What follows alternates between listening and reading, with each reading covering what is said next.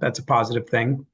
We're trending actually this year for both pools to be able to receive credits. So unless something drastically changes, both pools will have an opportunity for some refunds next year. So that was that update. All right, well, that's good news. Rather Yep. have credits than having to pay. So exactly. Yeah. Right. And we also received a fairly substantial refund for the October pools too. I don't think it was as large though, was it? Oh, we didn't remember when we reconciled last year, we had that one claimant that was Oh, quite that's substantial right. that Mhm. put out. So we didn't get it on October, and then we decided just to apply any credits for either pool into the general pool structure going forward. Yep.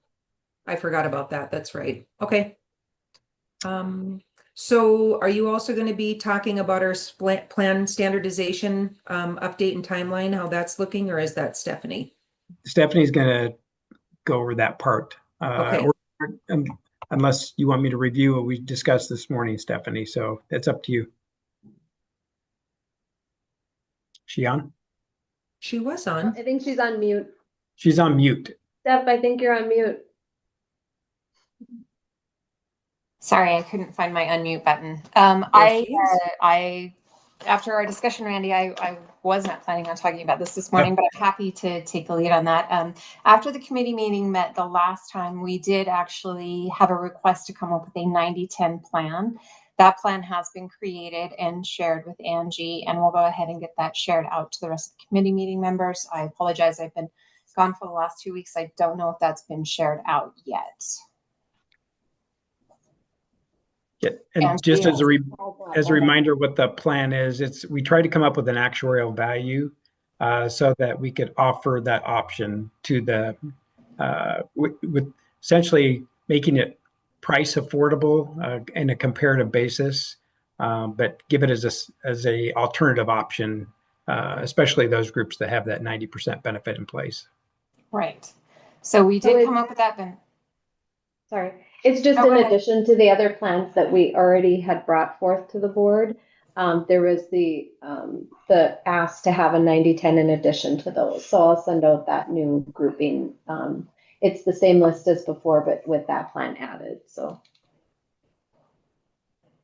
And then with that, one of the things that we were wanting to talk about with the board was the timeline for the rollout. So I know we've talked about timelines and when we want to move forward with the standardization, but in discussing with the committee, they wanted it to be, at this point in time, it's time to formalize what that timeline should look like.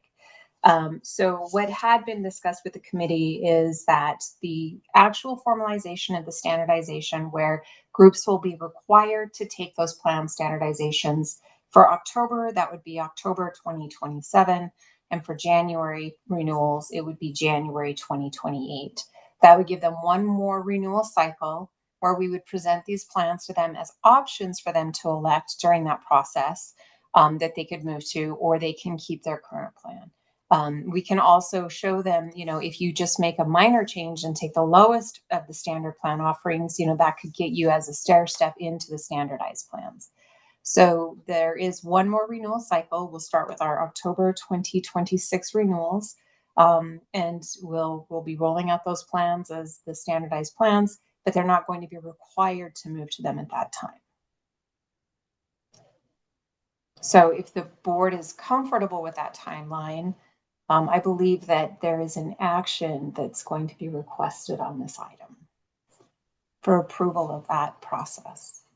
Does anybody have any questions or concerns about the timeline that the committee had recommended? So again, just to reiterate, the October pools would not make any changes to the standardization plans that we're going to be proposing until October of 27. And the January pools would not make that change to the standardized plans until January of 28. How many plans are you thinking about going with? Angie, did we have 6? And then I think with the 90-10, was that number 7? 7, I believe, is what it, yep. That's the Yeah. final, with that 90-10, it equals 7 now. Options. And Kevin, I don't know if you recall the information that was sent to the board last meeting. There were the 6 plans there. It's just we didn't have a 90-10 plan, and so that was added.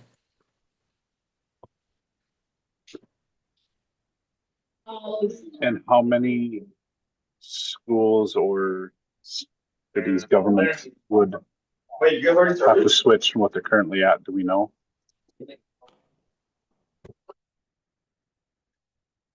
I'm not sure if I plan- understand.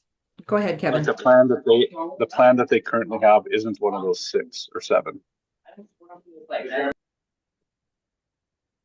We don't have those numbers, but we can get those numbers.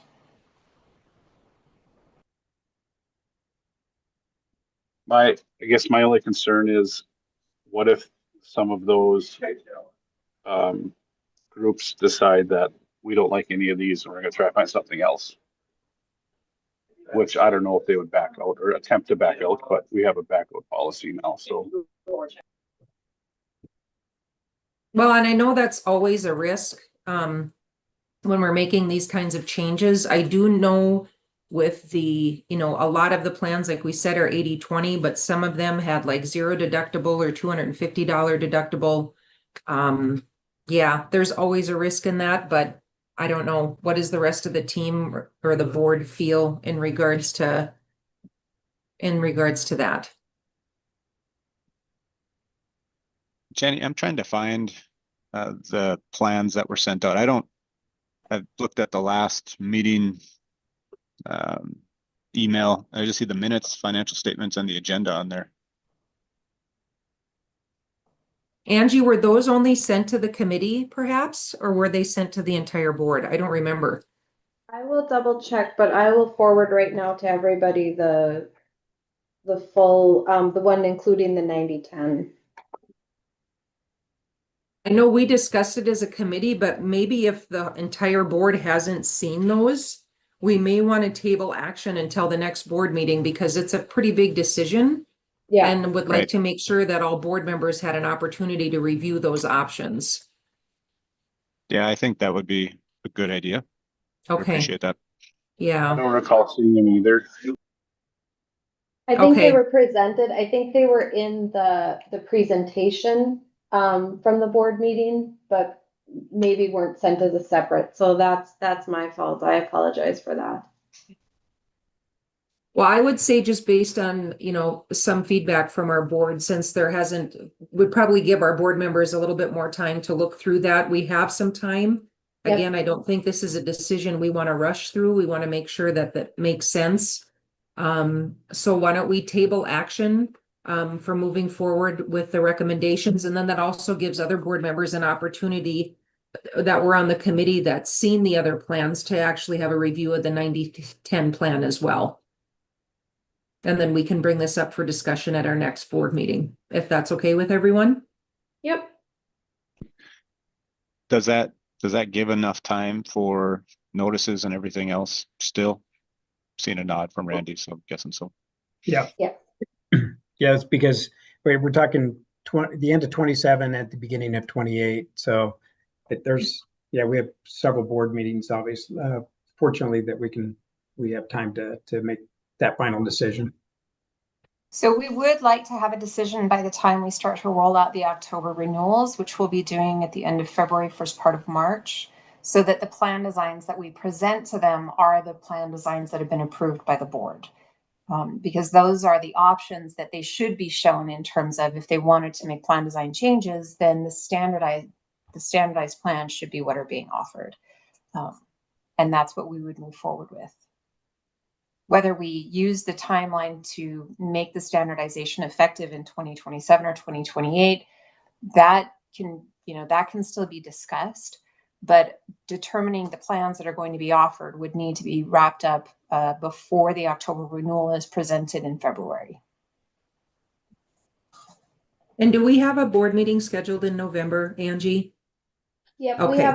We have a set the third Okay. Wednesday of every month. So we will have a November, and there's already items on the agenda, so we'll for sure have that meeting. So Okay. we can, And maybe when you send out, I don't know if you've sent it already, but even just to state that this was tabled until the November meeting and to give board members an opportunity to review the plans, I think would be helpful.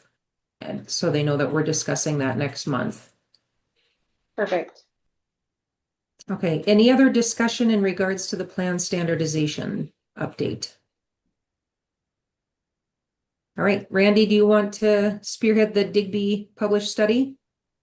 So Angie and I had a call with Digby last week, and they have made a proposal to, they want to essentially publish the results that is occurring with NDPHIT in a national publication.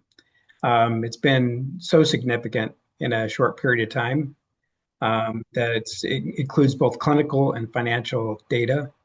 And all they're asking for is that we would be willing to, it's not PHI level data, it's all aggregate level of information that they would be looking at.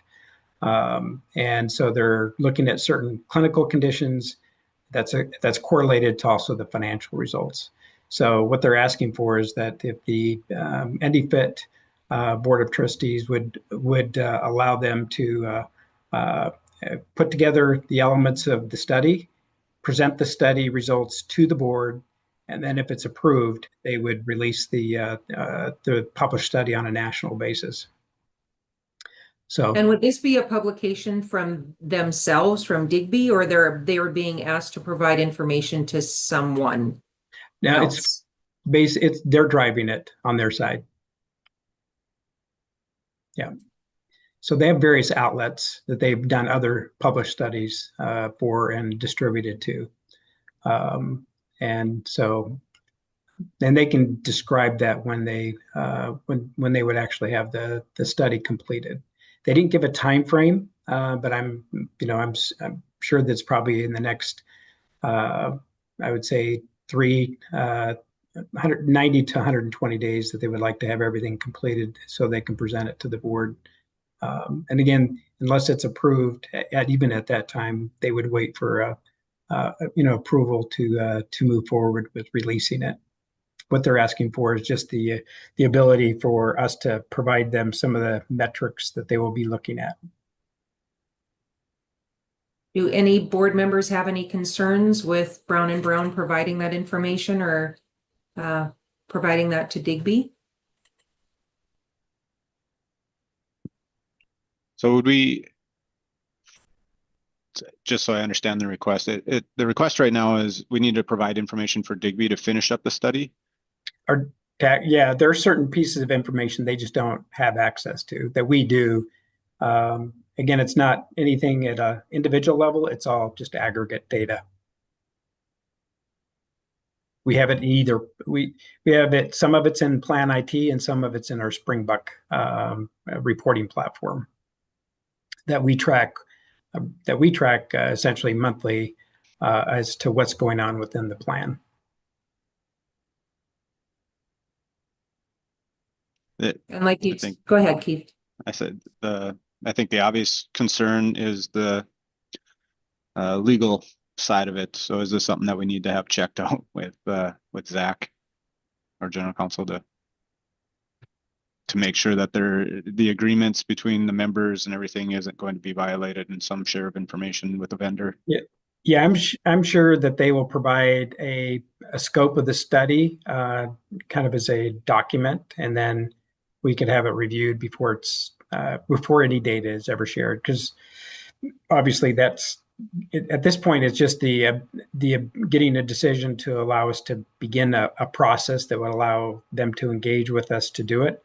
All those other details, obviously, we would certainly follow as well, especially if it's going to require a data share of any kind. Then we would go through that just like we ordinarily would with any other kind of two-way or three-way agreement. Right.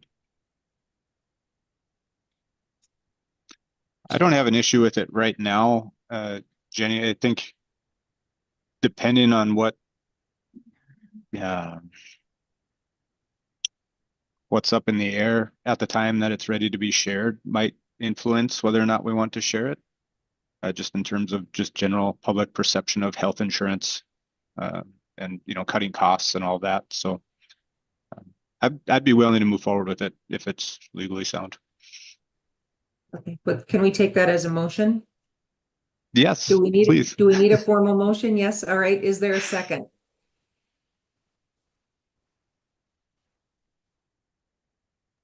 Is there Sorry, a I'll second? second. Okay, thanks, Desi. I was muted, sorry. That's okay. The only other thing that I would say, and I agree with Keith from that standpoint, is maybe having a better understanding, even though it's aggregate information, just really understanding what type of data we would be sharing with Digby in regards to the report. I think would be helpful to know, but okay, so we have a motion and a second on the floor. If there's is there any further discussion? Okay, hearing none. If anyone is opposed to the motion, please signify by saying aye. Okay, motion has passed. We're buzzing right through this. I'm actually pretty proud. I'm usually like an hour behind what our schedule is. So I'll let Mike know I did okay pitch hitting for him today. Number 4 on the agenda is the financials. And I think Nora is on to provide a review of those. I am. All right. I'll go through them. I'm gonna give you a little warning. The income statement doesn't look super pretty, but there is some good news in it too. But we'll kind of get going. Let me see if I can share my screen. Hey, Nora, when you get to the loss ratio component, I do have a couple of comments of some data that after Hunter sent this to me about 2 weeks ago or a week ago. So I went back and looked at some data. So when you get to that point, I'll just, if it's okay, I'll just make a comment there. Always feel free. Yep. And even just some of your conversation earlier, knowing that we've got that stop loss rebate coming and stuff, that's all going to affect these numbers. There's something else I'm going to talk about, but I'll get to that here too. Total assets, we are up at 13 million in total assets. Of that, over 11 million is in cash and CDs. So we are 85% liquid, which is a really good number to have. That means there's always funds available to pay any claims that come up, things that come up, anything of that nature. So right now we are sitting in a good spot there. The other main part is the rebates, pharmacy rebates, receivables. And I don't know if Hunter wants to jump in, but there is some things we are probably a little light on the pharmacy rebates receivables. Hunter just received Q3 2024. So we are still on like an 18-month lag close to for getting these rebate receivables.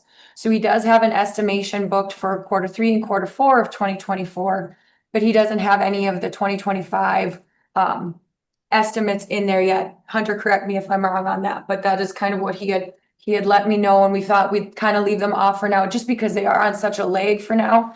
That is something we'll obviously want to catch up for audit time, for year-end time, but it'll give us a little bit more time, and hopefully, because they've said now for the last year, they're trying to work on closing that gap of the big timing difference between the quarters of the rebates and when we're actually receiving them, so that we can have a better idea of how to estimate these things of that nature. So our rebate receivable, and then in correspondence, our rebate revenue on the income statement is probably on the light side right now because we don't have those books. But like I said, we're still trying to wrap our head around how to estimate.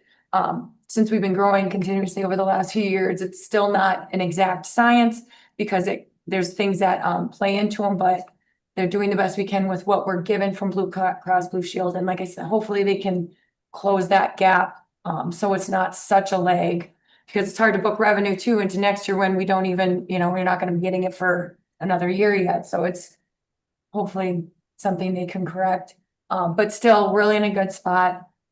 Of that 13 million, 7.2, almost 7.3 is in membership equity. Again, our IBNR reserve, we've still left that from where we were at last year end. We haven't had a lot of new groups added on. Accounts payable is pretty consistent as well.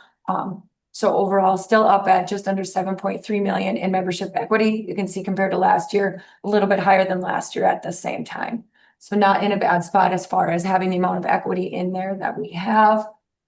The income statement side, and Randy can jump in when he wants to, but again, You'll see this ratio, it's 100% year to date. If you looked at August, it was over 100%. August had 132% loss ratio. September only had an 85. So overall, it did take that down, and it was a huge swing. And a lot of that can be due to timing of when people are going in, timing of claims, things of that nature. August clearly was our largest month. It was a large month last year as well. And throughout the year, things evened out a little bit, but we probably are light in both the rebate receivable or rebate revenue, since we don't have some of those booked. And then also clearly the stop loss claim rebate. We are a lot lighter than last year. And as Randy mentioned earlier, there was over 400,000 that was gotten here in October. That's obviously not in this financial. That'll also cause a big swing in where our loss ratio was calculated. But overall, that's one of the things that we saw is we did have some higher months in the summer last year as well. And it took down towards the end of the year. Randy, do you want to jump in there? Yeah. So when I saw this, one of the things that I've been tracking, especially over the last 6 months, is looking at the collected premium as a percentage of increase over the prior year on a composite per employee per month versus our forecasted premium increase. So our forecasted premium increase for the two pools, as I weighted both pools together, was close to 8%, because we are collecting another 1% to essentially to build up a reserve fund in addition to the increase. Well, when I looked at the composite actual collected increase that's showing on the financials, it's closer to 5. And so when I observed that, I was realizing, okay, we're forecasting an increase close to 8, but we're only collecting an increase overall 5. Why is that occurring? So a 3% delta on a $60 million spend is a lot of money. And we effectively forecast it so that we would like to target, somewhere around 97 to 98%. But if we're losing 3%, then that's a big amount of money. So where it's probably occurring, and I shared this with Stephanie this morning because Mike Lee and myself are working on this right now. We are either seeing a shift in our enrollment. In other words, especially this last year, did we have a lot of those who were families and employee spouses shift to employee only? Well, that would automatically, if you think about it, we're collecting, even though your employee counts did not change, your collected premium did because dependents left the plan. They're going somewhere else. So that's one phenomena, that could be occurring. The other thing that really gets into this idea of standardization of plans is the idea of, again, risk pool management, which means always thinking we're competing against other choices that our members have. Even if they're an employee, their spouses and children may go somewhere else. And so if the more we can standardize the plan options that we have, narrow the scope, if you would, it's going to decrease the variability that we'll see, that we see generally, that people are moving plans because we're getting a consistency. In other words, statistically, if we can eliminate variation of the choices and our enrollment, the greater predictability we're going to have on hitting the number that we're setting forward. So I only bring this up as an observation. We are now just starting kind of the study for this last year, because this last year we saw probably the biggest change on that number of our composite collected versus our increase. So I just wanted to make that as a statement, which means that, okay, how do we fix? Well, we'll have it determined before the renewal comes out in February. So we're going to, over the next couple of board meetings, we're going to present some information that essentially going to at least identify it, and then more importantly, how do we adjust for it going forward so that we don't lose that variation of 1 to 3% on our collected premium based on our increased premium that we're forecasting. So any questions about that? I just wanted to bring that forward as just something that as to what's probably also having an effect on this loss ratio component that you're seeing.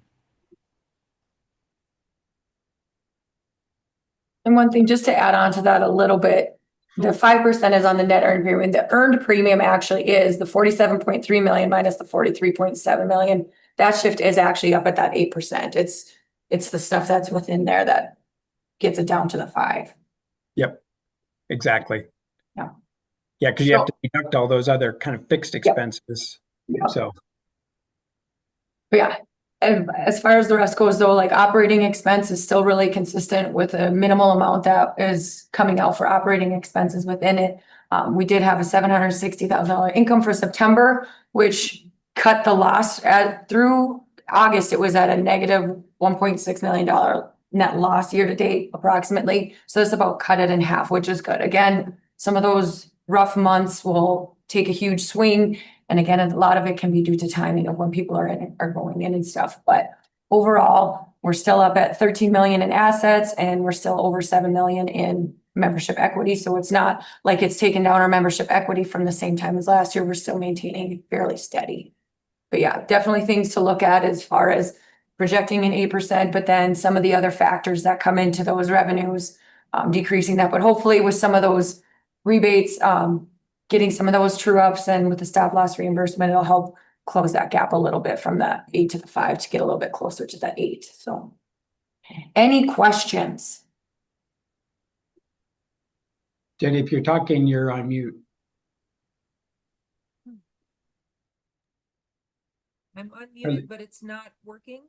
Oh, can't hear you. Hmm. Oh, I think we can hear you now. That was louder, Jenny. Yep. Can you hear me now? I'm Yep. not sure what I did differently. I just got closer to my laptop. Question regarding Blue Cross Blue Shield admin fees. I see they're up about $200,000 compared to the same time last year. At this time, is this due to some of the newer programs that we've been involved with, or why is there such an increase in the admin fee portion? Let's see, because last year we were at about 2.3 million and now we're at like 2.55 million. You could have an enrollment change because it's per employee, but the amount of that change to enrollment for over the course of the year, we'll take this takeaway and see if we can find out that number for you, Jenny. Okay. Because I know we have added some new programs and have done some things like that as well. So I just didn't know if that was part of that fee. Blue Cross is that's a set PEPM that we pay. So the only thing that I can see the variable would be actual enrollment change. So if you had 200 more enrollees times say $75 or $80, then times 12, whatever that number is, that's the amount that would reflect. But yet when we talk about earned premium, it's actually less than what we were anticipating. Is that correct or no? On a composite basis. Right. Okay. So, yeah. So that's the reason why I say I want to go back and make sure we look at every metric so we can see what is causing any variables that not quite collecting the increase on a composite basis. So more to come on that. The other thing just to keep in mind is in October when we did have the increase, I had Hunter send me the new collected premium, and we're collecting another 275. I think it's about that on. It's about $275,000 a month just on the October pool, and then we'll have the new increase to the January pool coming up in January. So both of those will get us more cash flow as well. Okay. Anyone else have questions on the financials? All right. Thank you, Nora. All right. We are at the last item on our agenda, which is our next NDPHIT board meeting. And Angie, I don't know if you have the date of that. I could probably check my calendar as well. I did have it on my other sheet. Sorry. Yeah, I was thinking it's on the 19th. 19th. Okay.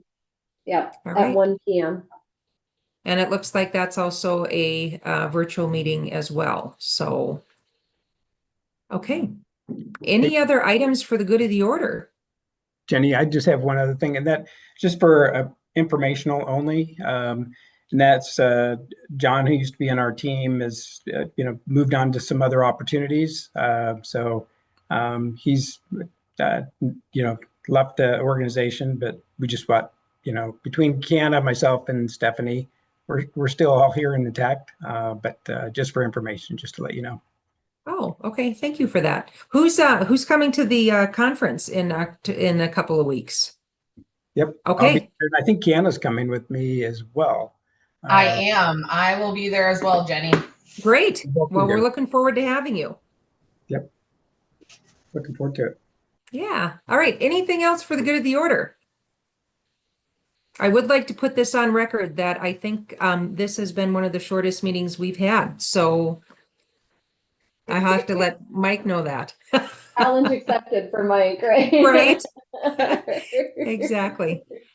All right. Well, I will call the meeting adjourned and appreciate your guys' time today, and actually was able to give you back about 20 minutes. So you guys have a great afternoon. Right. Thanks.